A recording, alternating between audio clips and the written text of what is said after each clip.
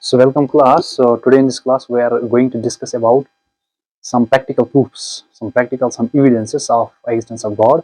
And उसके साथ हम समझेंगे कि ये दुनिया जो वजूद में आई, इससे पहले क्या था. बिग बैंग का कंसेप्ट समझेंगे, साइंस के कुछ प्रूफ्स देखेंगे, साइंस के कुछ फ्लॉज भी देखेंगे, लाइक कुछ लिमिटेशंस, एंड उसके साथ साथ मोस्ट इम्पॉर्टेंटली इस एग्जिस्टेंस ऑफ गॉड जो कुरान में है, फ्रॉम द कुरानिक पर्सपेक्टिव उसका व्यू क्या है on the big bang theory. क्या कुरान में कहीं पे ये एक्सप्लेन हुई है already, then only we came to know about this big bang theory. और उससे पहले एक स्टेडी स्टेट अप्रोक्सीमेशन का कंसेप्ट था, तो वो रिजेक्ट हुई, तो वो भी समझेंगे थोड़ी सी. लास्ट पे हम साइंस को फिलोसफी दैट मीन्स कुरान के साथ कोलैबोरेट करेंगे. तो आफ्टर कोलैबिंग बोथ तो will get some good thing, because जब इल्म वाले के साथ टकराता है तो वहाँ पे कुछ अच्छा कंसेप्ट निकलता है. तो it's just like that. So will be understanding today the uncaused cause of universe. Universe का अनकॉज्ड कॉज है, यानी कि इस कॉज के बगैर कोई कॉज ही नहीं है. अनकॉज्ड मीन्स यानी God,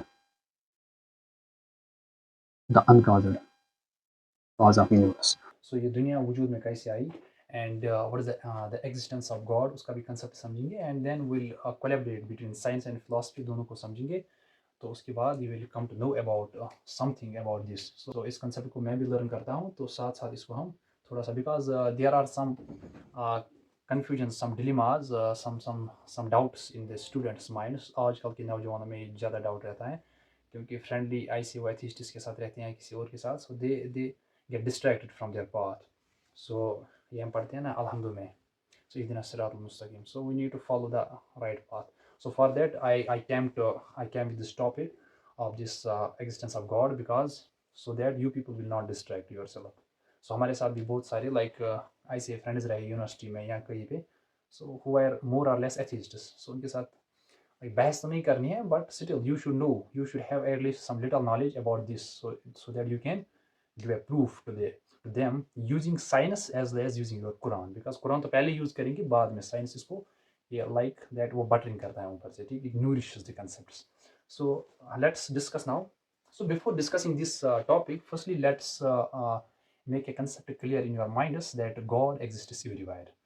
It's also mentioned in our Quran that Allah says, Allah is described as being all-knowing and aware of everything what is inside your hearts and minds. And there are some verses also in the Quran which emphasize Allah's knowledge and awareness. So like Surah Baqarah, verse 115, like Surah Baqarah, verse 115. And this verse 115 of Surah Baqarah says, and to Allah belongs east and west, so wherever you go, wherever you turn, there you will see the face of Allah. That means you will find Allah everywhere. And indeed Allah is all encompassing and all knowing. So that means he is all knowing what is inside your hearts, what secrets do you share, what जो whisper आप करते हो, that also is known to Allah. So that means alimun bi zati sudur. It's written in the Quran also. And second surah is Surah Hadid, verse number 4. Surah Hadid, Al Hadid, verse number 4. This surah says that, it states that Allah is with you wherever you go or you turn. Additionally, it also says Allah knows everything that goes inside the earth and what comes out of it, that is known to Allah. Therefore, the belief system, this belief that Allah is always watching us, is the central belief in Islam. So therefore, more or less we can say that from Islamic perspective, God is already there before the existence of this world. अब हम इसको समझते हैं, ये तो this is philosophical. अब हम with reference to Quran हम समझेंगे इसको, और with reference to the using the scientific concepts will see the existence of world, जिसमें बिग बैंग का कंसेप्ट भी आएगा, and how Quran has already described this before 1450 century. तो ये समझेंगे इसको. तो देन विल कोलैबोरेट बोथ, दोनों को कोलैब करेंगे, साइंस एंड फिलोसफी को, बिकॉज साइंस जो है, देखो लाइक आप ऐसा समझो, साइंस जो है it is positive concepts, and while philosophy it's more like normative. ठीक. अब science positive and means it's verifiable, whatever is verified that belongs to science. And जिस चीज को हम वेरीफाई नहीं कर सकते, एविडेंस नहीं दे सकते, व्हाई दिस हैपन्स, कैसे हुआ, उसका मैकेनिज्म नहीं बोल सकते, then it's beyond the concept of science. Science fails there. And जो चीज वेरीफाई कर सकते हैं, that means science is positive, whereas philosophy जो है it is normative. Normative means it cannot be verified. It's like what ought. It's more or less like it is based on value judgment. तो हम समझेंगे पहले science versus philosophy को, उन दोनों को डिफरेंशिएट करेंगे, फिर देखेंगे कि साइंस में कितने लिमिटेशंस आते हैं, कितने ड्रॉबैक्स आते हैं, कितने फेलियर्स आते हैं, whereas फिलॉसफी जो है it's not based on the evidences. तो इसमें क्या है, what ought to happen, no that's it. तो उसमें देखेंगे हम फिलोसफिकल पॉइंट ऑफ व्यू से कि ये वर्ल्ड कैसे वजूद में आया, उसके बाद उसमें साइंस भी मिक्स करेंगे, ऐड करेंगे। तो साइंस को मींस साइंस को इस चीज को समझाने के लिए कुरान की हेल्प चाहिए। तो Quran is the only book which can describe the existence of this world.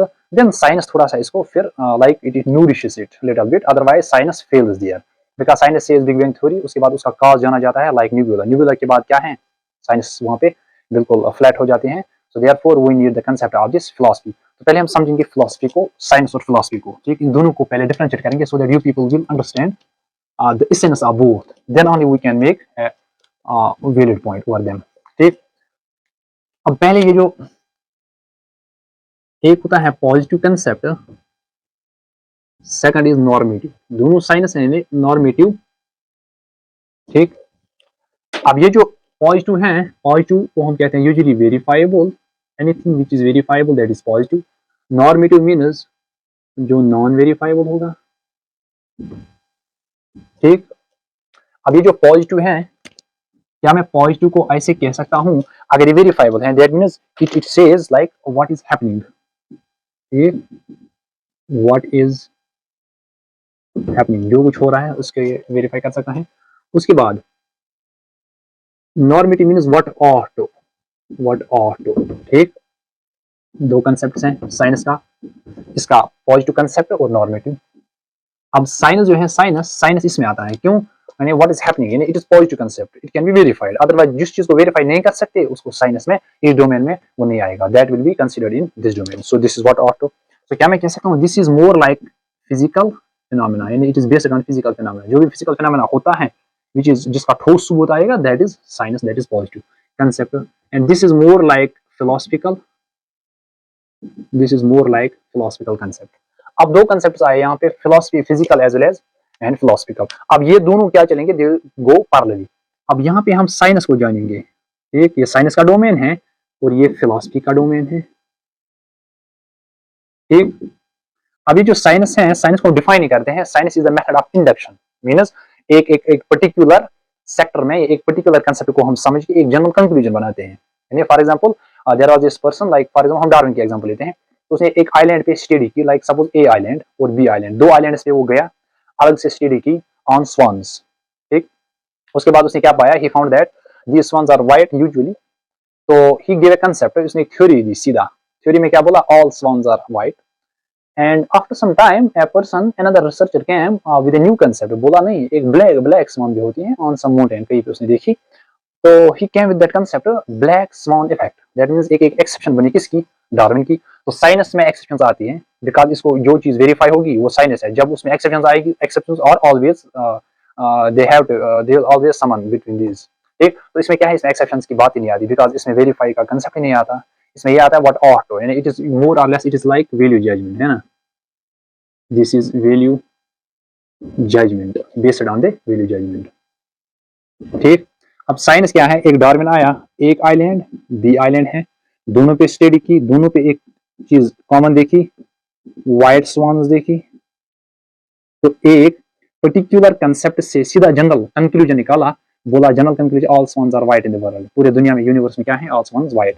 तो हम समझेंगे पहले साइंस, साइंस क्या है, it is the method of induction। method of induction means studying या taking a एक particular concept को स्टडी करके या थ्योरी को, हाँ, इसको इंड्यूस करना, एक इंड्यूसिंग और इससे इंड्यूस करना, एक्सट्रैक्ट करना, फिर जनरल कंक्लूजन, यानी science is method of induction, जिससे हम पर्टिकुलर कंसेप्ट को समझ के सीधा जनरल कंक्लूजन पे आते हैं। लाइक फॉर एग्जांपल इसमें डार्विन ने ए आइलैंड और बी आइलैंड दोनों पे क्या देखा, कॉमन एक चीज देखी, व्हाइट स्वान्स। तो जब इसने व्हाइट स्वान देखी, इसने एक कंसेप्ट, यानी एक पर्टिकुलर कंसेप्ट पढ़ा, इसने एक पर्टिकुलर जगह पे, एक दूसरे पर्टिकुलर जगह पे, दोनों पे एक कंसेप्ट कॉमन देखा, क्या, ऑल स्वान्स आर व्हाइट। तो इसने सीधा इस वाइट वर्ड पे, इस कैरेक्टर पे सीधा एक कंक्लूजन निकाला, all swans are white, this is science. इसने वेरीफाई किया। लेकिन साइनस को साथ साथ एक्सेप्शंस भी आती हैं। एक पहली एक्सेप्शन क्या आई कि ब्लैक स्वान इफेक्ट, एक एक्सेप्शन आई, यानी इसका drawback, black swan effect. Black swan effect क्या कहता है? इट सिंपली सेज कि एक माउंटेन पे ब्लैक स्वान्स थी, तो ये किसकी एक्सेप्शन बन गई? साइनस की। तो sinus is full of limitations, इसमें लिमिटेशंस आती हैं, ठीक। बट कुछ चीजें वेरीफाइबल है, that is good thing, but sometimes sinus में साथ साथ एक्सेप्शंस आती रहती है, फेलियर्स आती रहती है। अब हम आते हैं फिलॉसफी पे। तो फिलॉसफी क्या कहती है? Philosophy is method of deduction. Philosophy क्या है? यानी इसका उल्टा है फिलॉसफी, सिंपली। तो फिलॉसफी में क्या है? एक जनरल कंसेप्ट को पढ़ने के बाद एक पर्टिकुलर कंक्लूजन बनाया जाता है, ठीक। It studies, it takes general concept, किसी जनरल कंसेप्ट को ये पढ़ के इसको डिड्यूस करके एक पर्टिकुलर या स्पेसिफिक या पर्टिकुलर कंक्लूजन पे आता है, ठीक। ये फिलॉसफी है, ठीक। तो फिलॉसफी का पॉइंट ऑफ व्यू ऐसे है। अब इसका एक एग्जांपल समझते हैं, फिर वही पे यूनिवर्स का कंसेप्ट समझते हैं, जो फिलॉसफी एक्सप्लेन कर पाती है, साइंस में थोड़ा सा टिपिकल बन जाता है। बाय द वे, साइंस ने भी बोला है ना वो big bang theory, big bang theory. अब इसको थ्योरी माना जाता है, तो यूजुअली इसमें अभी कुछ फ्लॉज हैं। अब देखो, पर्टिकुलर जनरल से हम आएंगे सीधा। तो एक कंसेप्ट आता है कलामज कॉस्मोलॉजिकल आर्ग्यूमेंट, ठीक। कलामज कॉस्मोलॉजिकल आर्ग्यूमेंट, तो कहता क्या है ये? इसमें इसने एक स्टेटमेंट दिया, एक जनरल स्टेटमेंट बोला। स्टेटमेंट क्या बोला? एक कंसेप्ट बोला, हाँ। इसने बोला एवरीथिंग, जो भी चीज that beginners has a cause, ठीक। Everything that beginners has a cause, ये एक जनरल स्टेटमेंट है, ठीक। ये एक जनरल स्टेटमेंट है। तो इसको हम डिड्यूस करेंगे पहले। डिड्यूस मीन्स इससे हम अपना कंक्लूजन बनाएंगे। कंक्लूजन क्या है? जो भी चीज दुनिया में वजूद में आई, उसके पीछे कोई ना कोई काज होगा। काज के बगैर नथिंग इज, कोई भी चीज काज के बगैर नहीं है, कोई ना कोई रीजन होगा। तो इसका काज क्या है?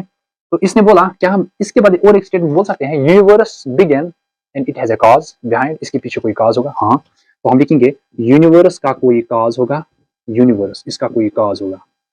तो ये काज क्या है? अब साइंस कहता है, हमने एक theory the, that is this big bang theory. तो साइंस ने एक थ्योरी दी, बिग बैंग थ्योरी, इसको यहाँ पे समझते हैं ऊपर। तो क्या बोला इसने? कलाम कॉस्मोलॉजिकल आर्ग्यूमेंट क्या है? इसने बोला कि everything that begins has a cause, जो भी चीज बिगन होती है, ठीक। इसने क्या बोला? बोला एवरीथिंग जो बिगन होती है, इसके पीछे कोई काज होगा। वो काज क्या है? यूजुअली हम यूजुअली एवरीथिंग को हम पैरेलली किस में लेंगे? एक एग्जांपल लेंगे यूनिवर्स में। तो यूनिवर्स के पीछे अगर यूनिवर्स बिगन हुआ, अगर ये एक्सपेंड होना स्टार्ट हुआ, हम सिंगल पॉइंट दैट इज इसके पीछे का कोई काज होगा। ये एक बॉल से आई है निबुला, इन सिंगुलरिटी। अब निबुला के पीछे क्या काज है? साइंस आपको एक्सप्लेन नहीं कर पाएगी। कोई ना कोई एक्सटर्नल है। एथिस्ट बोलेगा नहीं, it was just a blast, it was by spontaneous. ये स्पॉन्टेनियस खुद नहीं हो सकता, क्योंकि अगर आप किसी चीज को, एक cup, you will take a cup and you will just strike it with the wall, तो आप इसको ऐसे थ्रो करोगे, लेकिन पहले आप ये मार्क करोगे कुछ प्लेसेस, कुछ स्पेसिफिक पोजीशंस, इसकी ये हैंडल यहाँ पे आएगी, इसका ये वाला पार्ट, यहाँ एक fragment, all the fragments will give the future perspective that यहाँ पे ये बिखरेगा। So this seems quite impossible, fool ही कह सकता है ये कंसेप्ट। अब देखो लॉजिक क्या है? जब ये ब्लास्ट हुआ, since if will take the example, suppose for some sake of understanding, अगर हम ऐसे एग्जांपल सपोजिशन लेंगे, तो एक एजम्पशन लेंगे कि हाँ हुआ, तो ब्लास्ट ऐसा कौन सा ब्लास्ट है जिसमें पूरा कोई भी चीज बिखरा हो, लेकिन एक डिजाइनड ऑर्डर में। सो इट्स वेरी इंपॉसिबल, क्योंकि जो भी चीज बर्स्ट होता है, जो भी चीज फट जाता है, उसमें कोई डिसऑर्डर रहता है, क्योंकि वो ऑर्डरली पैटर्न में तो अरेंज नहीं होगा। सो दिस इज क्वाइट इंपॉसिबल। अब निबुला क्या है? एथिस्ट का कंसेप्ट छोड़ो, वो तो already that is the concept of fools, वो फूल का कंसेप्ट है। तो यहाँ पे क्या है? निबुला जो है, इसका काज क्या है? एथिस्ट और साइंस यहाँ पे फेल टोटल, ठीक। तो यूजुअली हम अब साइंस में थोड़ा सा और पहले पुरानी पर्सपेक्टिव समझेंगे। तो यही कंसेप्ट सेम, ये बिग बैंग थ्योरी का कंसेप्ट है ये वाला। तो बोला यूनिवर्स के पीछे का कारण क्या है? निब्यूला। और निब्यूला क्या है? एक सिंगुलर बॉल थी और वो बर्स्ट होके एक्सपेंड होना स्टार्ट कर गई। तो पहले यहाँ पे समझेंगे पुरानी। तो कुरान में एक सूरा है, सूरह अंबिया वर्स 30, सूरह अंबिया वर्स नंबर 30. तो it says heavens and earth were closed and we opened them. ठीक, they were closed just like that pointed ball. ठीक, तो उनको हमने ओपन किया. तो सपोज के लिए आप इसको बिग बैंग थ्योरी से, साइंस की बिग बैंग थ्योरी से कोरिलेट करो, फिर अपने एंगल से अपना कंक्लूजन बनाएंगे, क्योंकि ये फिलॉसफी है, इसमें आपको एविडेंस की जरूरत नहीं है. आपको सिर्फ ये बोलना है व्हाट ऑट, मतलब क्या हो सकता है. ठीक, अब देखो यहाँ पे बॉल एक है, सपोज और निब्यूला है, सिंगुलर बॉल है. ठीक, ये बर्स्ट हुई, वॉट एवर जो भी हुआ, ये एक्सपेंड होना स्टार्ट हो गई. ठीक, तो सूरह अंबिया इज वेरीफाइड हियर, यानी ये तो already verdict in the Quran that big bang का कांसेप्ट ही सेम ही है. तो बोला एक बॉल जो है ये एक्सपेंड होना स्टार्ट कर गई. ठीक, अब ये ऑर्डरली पैटर्न है. अब बोलो पहले इस बॉल से पहले क्या था, बिफोर, और इससे आफ्टर क्या हुआ. इस बॉल से पहले क्या था, साइंस इसको एक्सप्लेन नहीं कर पाती. तो हम अब ऐसे समझेंगे, ये बॉल जो है ना, बॉल यहाँ पे साइंस में एक कंसेप्ट है इस पॉइंट पे, that is called the second law of thermodynamics. Second law of thermodynamics, वो एक्सप्लेन करती हैं एंट्रोपी. ठीक, तो entropy is degree of randomness और डिग्री ऑफ डिसऑर्डर. तो every it says this second law of thermodynamics says that entropy of universe is always increasing, it's expanding. ये decrease नहीं होगी, या तो कांस्टेंट रहेगी या तो इंक्रीज होगी. यूजुअली हम कहते हैं usually increase. So a time will come, अगर इंक्रीज हो रही थी, एक peak will come, it will go back, तो शायद ये वापस आएगी. तो this is the evidence for day of judgement भी कह सकते हैं. ठीक, कुछ वापस जा रहा है, पहले एक्सपेंड होगी, अभी फिर से कंप्रेस हो सकते हैं. सो दिस मे ओकर. ठीक, इस एंगल से हम बोल सकते हैं. और we as a Muslim we believe, we have firm believe that day of resurrection will summon one day. So it's very close to us. So this is the best understanding from this. अब ये कहता है thermodynamics का second law क्या था, entropy. That means entropy of everything. देखो, एक single isolated system की इतनी ज्यादा एनर्जी होती है, it always tries to dilate, it always tries to expand, it always tries to go in that expansion. ठीक, इसमें डिसऑर्डर स्टार्ट करना स्टार्ट करेगा. So this is this nebula is singular ball. इससे पहले क्या था, तो this is also proof, this also an evidence from this entropy concept. ठीक, तो world is expanding, yes, from the entropy, and यहाँ से एक्सपेंड हुआ. जब वर्ल्ड एक्सपेंशन से पहले क्या था, तो आप समझो अच्छे से, एक्सपेंशन से पहले जो भी कुछ था, that is some external. That means इस निबुला से पहले क्या था, एक काज था, उससे पहले क्या था, और एक काज था. दैट मींस हम क्या, तो some person will say like who's your father, so he will tell any name, या हम उसको बोल सकते हैं what is the cause of आपकी एग्जिस्टेंस, वजूद का काज क्या है. he will tell that it's I am because of my father. उसके बाद उसका फादर, उसका four father, then it is will go up to infinite. it's a chain reaction, यानी मेरा father, I am because of my father is because of his father, so my forefather, my grandparents, so will go. A time will come when I don't know the answer, because it's like the chain reaction, it will go up to infinite. So इससे कुछ है, that is infinity, so we cannot understand that. But एक चीज हम understand कर सकते हैं from the science perspective, कि इससे पहले जो था वो usually immaterial होगा. immaterial यानी किसी मटेरियल का बना नहीं होगा, कुछ एनर्जी हो उससे, और वो टाइम पे डिपेंड नहीं होगा, और वो स्पेसलेस होगा, क्योंकि स्पेस यहाँ पे फिर वजूद में आई. दैट मींस इन तीन फैक्टर्स को हम डिस्क्राइब करते हैं, यही एक्सटर्नल एनर्जी क्या है, this is God. That's why Allah says in the Quran, I am everywhere, so beyond our dimension. ये सपोज फॉर एग्जांपल आप समझो, आई एम ह्यूमन. सो जब मुझे, अगर आप मुझे अच्छे से देखोगे, and I am very complex inside, मेरे अंदर भी एक दुनिया है, आई एम वेरी कम्प्लेक्स. अब आप समझो, मेरा क्रिएटर जिसने मुझे बनाया, how much complex he would be. आजकल हम डिस्कवरी करते हैं, अभी हम डिस्कवरी पे रुके हैं, क्योंकि अभी साइंस ने पूरा डिस्कवर नहीं किया. तो मोर देन 30-40% ऑफ कुरान उसने अच्छे से प्रूव भी दिया, उसका जो भी कुरान में था.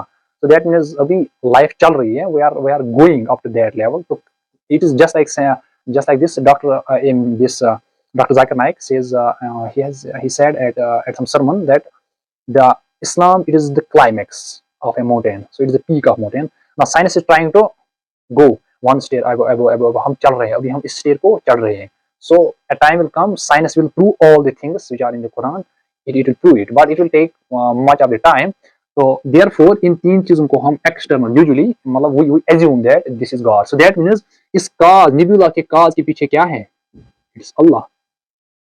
Who depend on none, तो अल्लाह depends on none. Because देखो ये अल्लाह जो है ना, अल्लाह, because sometimes when an atheist asks you some question, आपका वजूद, it is because of my father you came here, because of what you came in this world, because of my father, उसके बाद मेरा फोर फादर, उसके बाद बोलेगा ये दुनिया किसने बनाई, ये दुनिया, अब हम बोलेंगे अल्लाह ने, बोलेगा अल्लाह को किसने बनाया. So there you say कुल हुवल्लाहु अहद. ठीक, he depend on इसका कोई है ही नहीं. He is the only creator who has created everything, who has shaped everything, who has designed everything. He is a designer of the world. So this is it. इस काज के बाद कोई काज ही नहीं है. This cause is now uncaused. यही तो concept है ना यूनिवर्स का, यही तो एग्जिस्टेंस है ना वर्ल्ड की. तो दैट मीन्स ये जो अल्लाह है, अल्लाह को किसी ने नहीं बनाया. Allah is the ultimate, it is at the climax. ठीक. तो this was the basic concept behind this, और it was also proved by this. So that means we can say ये जो निबुला है ना, इसका इफेक्ट आज हम ये आफ्टर वाला इफेक्ट जो है ये हम आज देखते हैं. तो it is proved by your thermodynamics law also. And its Kalam's cosmological argument is betterly there is a better illustration in this concept. So hope this helps you in understanding my perspective about this science and the philosophy and collaborating both in the for explaining the existence of God. So this is the perspective for this. मिलते हैं the next lecture में.